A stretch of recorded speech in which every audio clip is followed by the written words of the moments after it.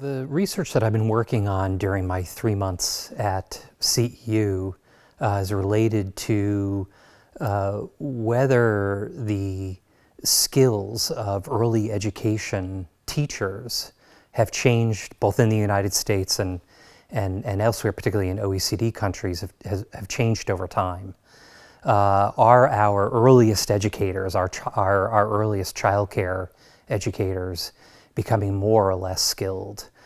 And the reason that question is important is that childcare is a very labor-intensive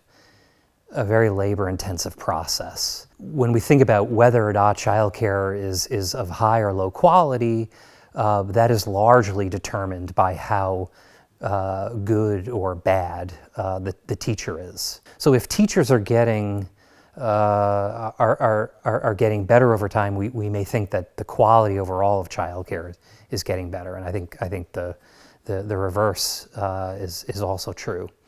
And so what I spent the last couple of months looking at is, particularly for the United States, whether our childcare teachers are becoming more skilled in terms of their education levels, and whether that higher or changing skill is reflected in their wages. And what I actually find is rather shocking. Over the last several decades, again, this is in the United States, childcare teachers have witnessed a decline in their skills. That is a relative reduction in their education levels. I'm referring to a comparison to other workers in the economy. So relative to other workers, childcare teachers have actually become less skilled over time. So you see that in data on schooling attainment of these workers, but also in their wages. That is to say that their wages have actually declined over time relative to other workers. Once I've sort of established those basic stylized facts, I started to think about, well, why is this happening? What's causing this decline in the skills of our earliest teachers? And the hypothesis that I pursued more than any, or the one that I think is most salient, is that the economy is just